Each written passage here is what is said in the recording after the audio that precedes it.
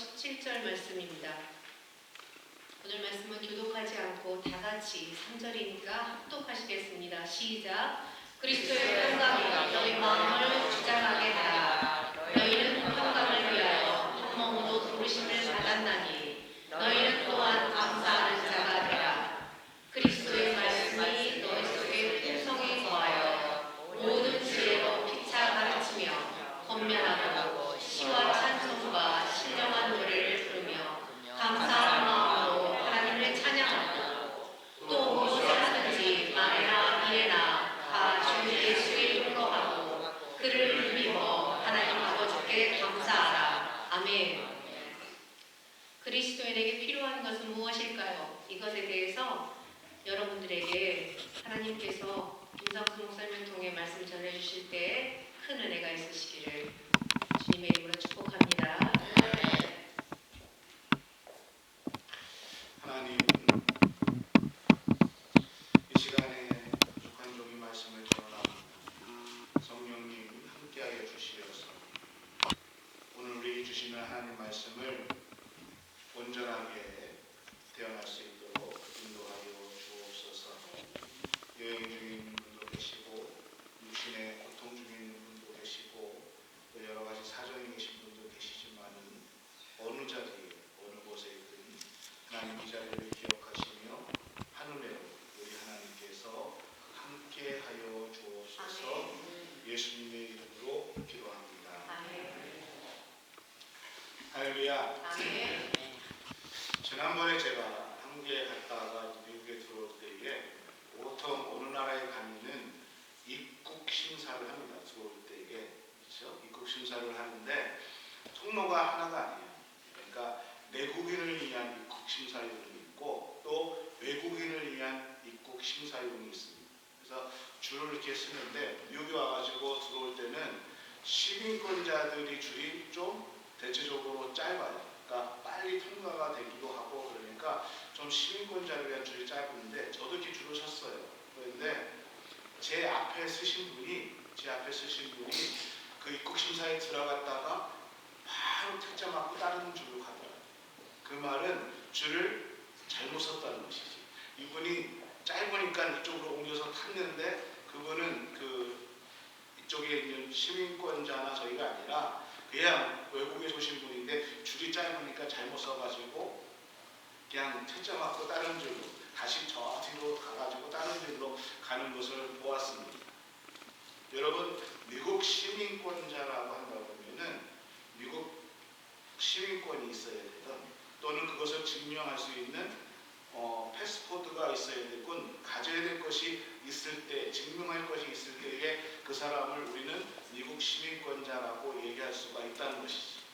마찬가지로 우리가 하나님 나라의 시민이라면은, 하나님 나라의 백성이라면은 내가 크리스찬이나 그리스도인이라고 한다고 하면은 오늘 그리스도인으로서 우리가 가져야 할 것이 있다라고 사도 바울은 오늘 본문 말씀에서 이야기하고 있습니다. 하나님의 사람들이 내가 믿음의 사람, 크리스찬이라면은 가져야 할 것이 있는데 그 5가지 조건에 대해서 사도 바울은 오늘 우리에게 말씀해 주는데 그 첫 번째가 무엇이냐? 평강이라고 말씀하고 있습니다. 오늘 15절에서 바울은 이렇게 골로새 교인들에게 얘기하고 있습니다. 그리스도의 평강이 너의 마음을 주장하게 하라라고 했습니다. 우리의 마음에 그리스도의 평강이 있어야 한다라고 이야기하고 있습니다. 하나님의 사람이라고 네가 말한다면은, 네가 크리스찬이라고 말한다 그러면은 너의 마음속에 그리스도의 평강이 너를 지배하고 있어야 한다라고 말씀하고 있다는 것이지. 그러면 더 말을 좀 바꿔서 심한 말은 내 안에 하나님이 주시는 평강이 없다면은 그리스도인이 될 수 없다는 말로도 얘기할 수 있다는 것입니다. 여러분, 오늘 본문에서 말할 수 있는 평강이라는 것은 에이레라는 헬라어의 단어입니다. 이 에이레라는 헬라어 단어는 2가지로 사용합니다. 첫 번째로는 그 나라의 왕이 나라를 아주 그래서 나라가 평온합니다. 그때에 에일의 나라라고 얘기를 하고 있습니다. 또는 어느 마을이 또는 어느 도시가 정말 평안하고 정말 질서정연할 때 그 마을을 어떻게 이야기하냐? 야, 이 마을은 에일의 도시다, 평강한 도시다라고 이야기를 한다는 것이지. 그래서 옛날 고대에는 그 질서를 다스리고 또 치안을 잘 다스리는 사람들을, 경찰을 뭐라고 불렀냐면 에일에라고 불렀다라고 합니다. 사랑하는 은광교회 성도 여러분, 오늘 우리가 하나님의 사람들이라면, 또 하나님이 우리를 향한 뜻이 있다면 믿음의 사람들이, 오늘 우리 한 사람 한 사람들이, 또는 우리 믿음의 사람들이 이루고 있는 믿음의 공동체가 평강을 이루어야 된다는 것입니다. 오늘 그 하나님의 평강이 우리 안에 있기를 주님의 이름으로 축복합니다. 아멘. 그런데 여러분, 사탄 마귀는 우리의 평강을 원하지 않습니다. 평강이 있는 곳에 가만히 침투에 들어가서 불신의 씨앗을 심어놓습니다. 불화의 씨앗을 심어놓습니다. 그리고 그 불신의 씨앗이 커서 그 공동체의 평강을 깨트리게 하는 것이 사탄의 일이라는 것입니다. 마귀는 하나님과 우리 인간 사이의 평강을 빼앗아갔었습니다. 마귀는 인간과 인간 사이의 평강을 깨트렸습니다. 인간과 자연 사이의 평강도 파괴시켰습니다. 더 나아가서 나와 내 안에 있는 그 마음의 평강도 빼앗아 갔다는 것입니다. 그래서 예수님은 고린도후서 5장 18절 19절에 이렇게 얘기하고 있습니다. 모든 것이 하나님께로 났으니 저가 그리스도로 말미암아 우리를 화목하게 하시고 또 우리에게 화목케 하는 직책을 주셨으니 이는 하나님께서 그리스도 안에 계시사 세상을 자기와 화목하게 하시려고 죄를 저에게 돌리지 아니하시고 화목하게 하는 말씀을 우리에게 부탁하셨다라고 얘기하고 있습니다. 여러분, 예수님은 우리에게 두 가지를 주셨습니다. 하나는 화목케 하라는 말씀과 또는 화목케 하는 직책을 우리에게 주셨다는 것입니다. 그리고 예수님은 우리 모두가 화평을 이루는 자가 되라고 우리에게 명령하시고 말씀하셨습니다. 이것은 주님의 명령이시기 때문에 우리는 우리 있는 곳에서 우리의 이웃과 더불어 화평을 이루는 자가 되어야 된다는 것입니다. 우리가 하나님과의 교제를 원한다면, 내가 하나님을 온전히 믿기를 원하신다면 우리 안에 평화가, 우리 안에 화평이 먼저 있어야 된다는 것입니다. 왜요? 하나님은 평강의 하나님이시기 때문입니다. 예수님은 평강의 예수님이기 때문입니다. 하나님의 나라는 질서가 있고 평화가 있습니다. 그렇기 때문에 우리 안에 평화를 이루지 못하면, 또는 내 마음속에 화평이 없으면 하나님과 온전한 교제를 이룰 수 없다는 것입니다. 그러면 어떻게 우리가 평강을 이룰 수 있을까요? 우리 하나님을 확실하게 믿을 때에 우리 안에 화평과 평강을 이룰 수 있다는 것입니다. 내가 하나님을 확실하게 믿을 때에, 그 하나님 말씀을 확실하게 믿을 때에 우리 안에 평화를, 화평을 이룰 수 있다는 것입니다. 그래야 우리가 평강을 가질 수 있다는 것입니다. 대강절 세 번째 주일을 보내면서 이 아침 우리 모든 사람들 마음, 또 우리 가정 속에 하나님이 주시는 평강의 마음이 우리 마음속에 함께하기를 주님의 이름으로 축원합니다. 하나님이 가져야 할 하나님의 사람들이 가져야 할 두 번째가 무엇이냐? 감사입니다. 여러분, 오늘 15절 후반절에 이렇게 얘기하고 있습니다. 너희는 평강을 위하여 한 몸으로 부르심을 받았나니 너희는 또한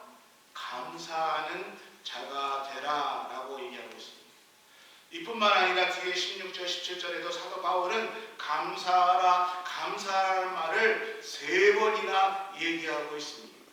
여러분 그리스도의 특징이 있습니다. 많은 것들이 있지만 그 중에 하나가 감사하는 것이 오늘 우리 크리스찬들의 특징이어야 됩니다. 그러기에 우리 크리스찬들은요 늘 감사해서 사도 바울은 범사에 감사하라라고 오늘 우리에게 말씀하고 있습니다. 왜 범사에 감사해야 되는가? 왜 우리 삶 속에 감사가 있어야 되는가? 감사하는 사람에게는 행복함이 따라오기 때문입니다. 왜요? 감사하는 것은요 내가 그 어떠한 것을 받아들일 수 있을 때 감사가 나옵니다. 어떠한 것이 있을 때 받아들이지 못하면은 많은 것을 누려도 불평하지. 갈비를 먹어도 갈비가 왜 이렇게 짜? 못 먹는 사람 생각 안 합니다. 그러나 김치 하나만 먹어도 감사합니다. 모든 것을 받아들일 때 우리는 감사할 수 있기 때문에 오늘 우리는 감사해야 된다는 것입니다. 오래전에 뉴욕타임즈에서 세계를 움직이는 백인의 첫 번째로 선정된 사람이 오프라 윈프리였습니다. 1954년도에 인종차별이 가장 심했던 남부 미시시피주에서 태어났습니다. 지독하게 가난하게 태어나고 미혼모의 사생아로 태어났습니다. 할머니 손에서 자랐는데 거의 매를 맞고 자라났다고 합니다. 20대 초반에 그녀는 가출을 했습니다. 마약 복용을 하면서 하루하루를 지옥과 같이 살았습니다. 살고자 하는 의욕이 없었던 그러한 시절이었다고 합니다. 107kg의 몸무게에 남들이 보기에도 흉측한 그러한 여인이었습니다. 그런데 그 여인이 미국을 움직이는 최고의 명사가 되었습니다. 훗날 그녀는 책을 통해서 자기를 이렇게 만들었던 것을 2가지로 얘기하고 있습니다. 하나는 책을 읽는 습관이었고 두 번째로는 감사 일기를 쓴 것이 나를 이렇게 만들었다 얘기하고 있습니다. 내 성공의 비결은 책을 읽는 것과 감사 일기를 쓰는 거예요. 책을 읽기를 좋아했던 그녀는요 친구가 없었습니다.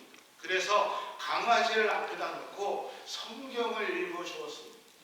그러면서 매일매일 성경을 강아지가 읽어주면서 책을 읽어댔습니다. 하루가 고단하고 힘들었지만은 하루에 5가지를 감사 일기를 썼습니다. 그녀가 쓴 감사 일기가 공개되었을 때의 일부가 이렇습니다. 5가지 하루를 쓰는 감사 내용의 한 내용이었죠. 하나는 오늘도 거뜬하게 잠자리에서 일어날 수 있어서 감사합니다. 유난히 눈부신 파란 하늘을 보게 해주셔서 감사합니다. 점심을 맛있게 먹을 수 있게 해주셔서 감사합니다. 얄미운 짓을 하는 동료에게 화내지 않는 참을성을 주셔서 감사합니다. 좋은 책을 읽었는데 그 책을 쓰게 쓴 작가를 주셔서 감사합니다. 아침부터 저녁까지 잠자리에 들 때까지 그녀는 환경이 어려웠지만은 감사의 조건을 찾았고 감사하면서 살았을 때에 어느 곳에 어떠한 장소에 있어도 그녀는 하나님 앞에 감사했다는 것입니다.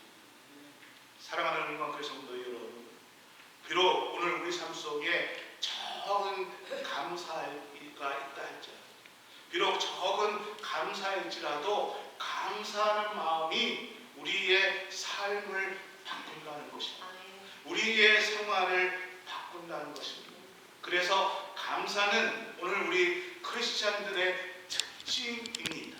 또 주님께서 우리에게 감사하는 것이 오늘 크리스찬들이 가져야 할 조건 중에 하나다라고 사도 바울은 말씀해주고 있다는 것입니다. 3번째로 우리 가져야 될 것 중에 하나가 무엇이냐? 말씀입니다. 16절에 그리스도의 말씀이 너희 속에 풍성히 거하여 모든 지혜로 피차 가르치다라고 얘기하고 있습니다. 그리스도의 말씀이 너희 속에 풍성하게 거하라라고 얘기하고 있습니다. 말씀이 풍성해야 그리스도입니다. 말씀이 풍성해야 크리스찬입니다. 우리 안에 하나님의 말씀이 거하지 않으면, 우리 안에 하나님의 말씀이 없으면은 우리는 올바른 크리스찬이 될 수가 없다는 것입니다. 신명기 8장 1절에 이런 말씀이 있습니다. 내가 오늘 명하는 모든 명령을 너희는 지켜 행하라. 그리하면 너희가 살고 번성하며 여호와께서 너희의 조상에게 맹세한 땅에 들어가서 그것을 차지하리라. 오늘 명하는 모든 명령을 너희가 지켜 행하라. 말씀을 지키고 말씀을 행하고 말씀을 듣고 훈련하면은, 그리하면은 내가 너희에게 번성하게 할 것이다. 내가 너희에게 약속했던 모든 약속, 그 너희 조상들에게 약속했던 그 땅을 차지하고 누리게 할 것이다 라고 하나님께서 말씀하시고 있습니다. 우리는요, 매일매일 밥을 먹는 것처럼 하나님의 말씀을 먹고 살아야 됩니다. 하나님의 말씀을 지켜야 되고요, 하나님의 말씀을 붙드는 것에 우리의 생명을 걸어야 한다는 것입니다. 내가 너희에게 주는 복이 거기에 달렸다라고 하나님은 모세에게 말씀하고 있습니다. 네가 말씀을 지키고 행하라. 그러면 내가 그것을 통해서 너희에게 주신 약속을 지켜 행하겠다라고 말씀하고 있다는 것입니다. 세상에는요, 네 가지 라이프 스타일을 가졌다고 합니다. 첫 번째는요, 자신의 지식에 따라 살아가는 사람들이 있다고 합니다. 지식에 따라서 살아가지. 또 한 사람은요, 느낌에 따라서 살아갑니다. 뭐든지 필링이 중요하다고 생각해. 야, 내가 만났는데 걔 괜찮더라. 야, 저 총각, 저 아가씨 괜찮아. 결혼해. 느낌이 확 오지 않냐? 뭐를 할 때에 느낌이 안 와. 그래서 느낌으로 살아가는 사람이 있습니다. 세 번째는요, 경험을 중시하며 경험에 의해서 살아가는 사람이 있습니다. 매사가 경험입니다. 안 돼. 내가 그거 다 해봤는데 안 돼. 야, 그거 나 해봤어. 안 돼. 경험을 중시하는 사람이 있습니다. 근데 네 번째는 어떤 사람입니까? 말씀을 붙들고 살아가는 사람입니다. 그렇지. 목사님이 그 얘기할 줄 알았지. 제가 지금 말씀에 대해서 얘기하고 있지 않습니까? 하나님의 말씀을 붙들고 살아가는 사람들입니다. 여러분, 우리가 믿음으로 살아간다는 것이 무엇일까요? 믿음으로 살아가는 것은요, 경험으로 사는 거 아닙니다. 필링으로 살아가는 거 아십니까? 내 지식으로 살아가는 것이 아니라 믿음으로 살아간다는 것은 하나님의 말씀을 붙들고 살아가는 것입니다. 하나님이 주신 그 말씀을 붙들고 믿고 나아갈 때에 그 말씀을 통해서 우리에게 주시는 것을 누리고 살아가는 것입니다. 이것이 우리에게 주신 말씀이고 복음입니다. 하나님의 사람들은, 내가 크리스찬이라면 우리 안에 하나님의 말씀이 있어야 된다는 것입니다. 네 번째로 찬양입니다. 16절 말씀 다시 보면은 그리스도의 말씀이 너희 속에 풍성히 거하여 모든 지혜로 피차 가르치며 권면하고 시와 찬송과 신령한 노래를 부르며 감사하는 마음으로 하나님을 찬양하라라고 했습니다. 입술에 찬송이 없는 사람, 노래를 잘하고 못하고가 상관이 없습니다. 저보다 노래 못하는 사람 있으면 나와보십시오. 그럼에도 불구하고 노래를 잘하고 못하고가 아니라 우리 믿음의 사람들에게는 입술에 찬송이 있어야 됩니다. 찬양 속에 우리 하나님이 거하시는 것이고, 찬양은요, 우리가 하나님 앞에 영광을 돌리는 행위입니다. 그렇기 때문에 우리 믿음의 사람들에게는 찬양이 있어야 합니다. 일생을요 찬양 사역을 하다가 하나님 앞에 부르심을 받았던 존 윌본이라는 그러한 목사님이 계십니다. 나이트클럽에서 노래하던 사람이었습니다. 그런데 꿈을 꿨어요. 하루는 꿈을 꿨는데 꿈속에서 사탄이 자기를 딱 데리고 갔죠. 그들이 자기의 보물 창고를 딱 오픈해가지고 보여주고, 그러니까 어마어마한 것들이 쫙 있었지. 그래가지고 이 저하는 일본이 물어봅니다. 당신이 여기서 제일 자랑하는 것이 무엇이 있습니까? 당신이 제일 소중하게 생각하는 것이 뭡니까? 그러니까 하나를 딱 보여줬는데 그게 그 꿈속에서 본 것이 무엇이냐면은 다윗이 쓰던 수금이었다는 것입니다. 그거를 보여줘요. 그래서 마귀가 얘기하는 것이 나는 성도들의 찬송을 빼앗는 것이 가장 큰 나의 즐거움이다 라고 이야기를 하는 것입니다. 그리고 이 존 일본이 꿈에서 깹니다. 그리고는 나이트클럽에서 노래하는 것을 끊어버리고 그리고 신학을 하고 포도원 교회를 세웁니다. 그리고 그 포도원 교회에서 일생 하나님 찬양 사역을 하다가 하나님의 부르심을 받았습니다. 그가 한 유명한 이야기가 있습니다. 또 그가 한 유명한 설교가 있습니다. 새는 쓰레기 위에서도 노래한다. 이 유명한 얘기가 있습니다. 사랑하는 국학교 성도 여러분, 찬송은요 치료의 은혜가 있습니다. 찬송은요 우리로 하여금 기도하는 것입니다. 사울이 몸이 아팠을 때에 의사를 부르지 않았습니다. 약을 먹었다는 얘기도 나오지 않았습니다. 그가 악령에 시달렸을 때에 사울은 다윗을 불렀습니다. 그리고 다윗을 통해서 하나님의 찬양의 소리를 들을 때에 다윗의 수금을 통해서 악령이 쫓아나는 그러한 치료를 받았습니다. 바울과 실라가 복음을 전하다가 옥에 갇혔습니다.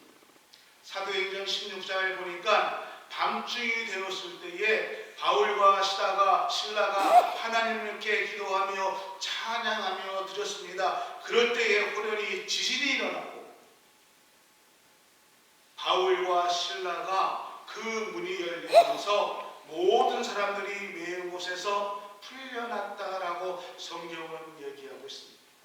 그들이 감옥에서 찬송을 불렀습니다. 하나님을 찬양했습니다. 그때 하나님은 바울과 실라를 그 감옥에서 건져내셨습니다. 찬송, 우리 그리스도인들이 갖고 있는 가장 큰 무기 중에 하나입니다. 여러분이 웃으실지 모르겠지만 찬송은요 핵폭탄보다, 북이 갖고 있다면 핵폭탄보다 더 무서운 것이 오늘 우리가 갖고 있는 찬송입니다. 왜요? 이 찬양은 하나님을 움직일 수 있기 때문입니다. 할렐루야. 그렇습니다. 찬양이 없는 크리스찬, 찬양이 없는 그리스도인은 참된 그리스도인이라고 말할 수가 없다는 것입니다. 마지막 다섯 번째로 우리 크리스찬이 가져야 할 것이 무엇이냐? 예수 그리스도의 이름입니다. 17절에 이렇게 얘기하고 있습니다. 또 무엇을 하든지 말에나 일에나 다 주 예수의 이름으로 하고 그를 힘입어 하나님 아버지께 감사하라. 무슨 일을 하든지 말에나 일에나 다 주 예수 이름으로 하라라고 말씀하고 있습니다. 여러분, 우리가 그리스도의 이름으로, 예수 그리스도의 이름으로 일해야 우리가 그리스도인 크리스찬이라는 것입니다. 왜요? 예수의 이름이, 예수님의 이름이 구원이기 때문입니다. 누구든지 주의 이름을 부르는 자는 구원을 얻으리라. 예수 이름만이 우리의 구원입니다. 믿으십니까? 아멘. 예수의 이름이 우리의 힘이고 우리의 능력입니다. 예루살렘의 성전문 앞에서 40년을 구걸하던 안진뱅이가 있었지요. 그는 나면서부터 안진뱅이였습니다. 평생 한 번도 걸어본 적이 없었습니다. 그래서 구걸을 할 때도 누가 자기를 데려다가 그곳에 주어해 주시면 하루를 먹고 살았습니다. 누가 자기를 데려다가 그곳에 앉혀주지 않으면은 그냥 굶어야 됐습니다. 40년을 성전 앞에서 구걸하는 이 안진뱅이 앞에 하루는 베드로와 요한이 그곳에 기도하러 갔습니다. 그 예루살렘 성전 앞에서 안진뱅이로 그날도 사람들을 바라보며 오늘도 저 사람이 나에게 돈을 좀 주리라. 오늘도 저 사람이 나에게 일용할 일을 하루에 음식을 해결할 수 있는 것을 줄 수 있으려나 하고 구걸하면서 사람들의 눈치를, 사람들의 얼굴을 보며 구걸하고 있는 그때에 베드로와 요한을 만났습니다. 언제나 그랬던 것처럼 그들에게 손을 내밀었습니다. 그때에 베드로와 요한이 이야기를 합니다. 내게 은과 금은 없지만 내게 있는 것으로 당신에게 주겠습니다. 곧 나사렛 예수 그리스도의 이름으로 일어나 걸으십시오. 아멘. 그리고 그를 잡고 일으킬 때에 평생 걸어보지 못했던 이 안진뱅이의 발목에 힘이 생겼습니다. 그리고 일어섰습니다. 그리고 그는 하나님을 찬양하고 기뻐하며 걷고 뛰었습니다. 그리고 그 기적을 허락해 주신 하나님 앞에 감사하며 찬양을 드렸습니다. 여러분, 아무리 날마다 꾸준하게 또 아무리 매일 기도하고 성전 민문에서 동정을 구한다 할지라도 예수 이름이 없으면 기적은 일어나지 않습니다. 우리가 비록 부족하다 할지라도 우리의 기도 가운데 역사하시는 것은 예수 그리스도가 우리에게 있기 때문입니다. 예수님이 우리의 삶의 우리의 핵심이라는 것입니다. 은강교회 성도 여러분, 우리에게 은과 금이 없더라도 예수 그리스도의 이름이 있다면은 오늘 우리 삶에 놀라운 일들이 생길 것입니다. 예수 그리스도의 이름이 있다면은 오늘 우리 삶 속에 변화가 있을 것입니다. 바울은 그리스도인들이 가져야 할 5가지에 대해서 얘기하고 있습니다. 평강입니다. 감사입니다. 말씀입니다. 찬양입니다. 그리고 예수 그리스도입니다.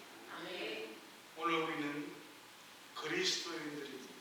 이 말은 우리 안에 이 5가지가 있다는 것입니다. 우리 안에 평강이 있습니다. 우리 안에 감사가 있습니다. 우리 안에 말씀이 있고 찬양이 있고 예수 그리스도가 우리 안에 있다는 것입니다. 그런데 왜 이것을 사용하지 않습니까? 여러분, 오늘 내가 그리스도인이라면은 우리 안에 이것이 있어요. 이 영적인 무기를 사용할 수 있기를 소원합니다. 그래서 우리 가정에도 우리 자녀들에게도 선포하십시오. 내 삶 속에서도 비즈니스에도 내 직장에도 선포하십시오. 왜요? 하나님께서 우리에게 이 5가지를 주셨기 때문입니다. 여러분, 이런 것을 가지고 주님께 기도하며 나아가시기를 소원합니다. 오늘 대강절, 주님을 기다리는 이 대강절에 정말 이것을 가지고 기쁨으로 주님을 기다리는 우리의 삶이 되기를 주의 이름으로 축원합니다. 하나님 감사합니다. 오늘 우리에게 주시는 5가지 특징에 대해서 주님 말씀해 주십니다. 이것을 가지고 믿음으로 나아갈 수 있도록 인도하여 주옵소서. 예수님의 이름으로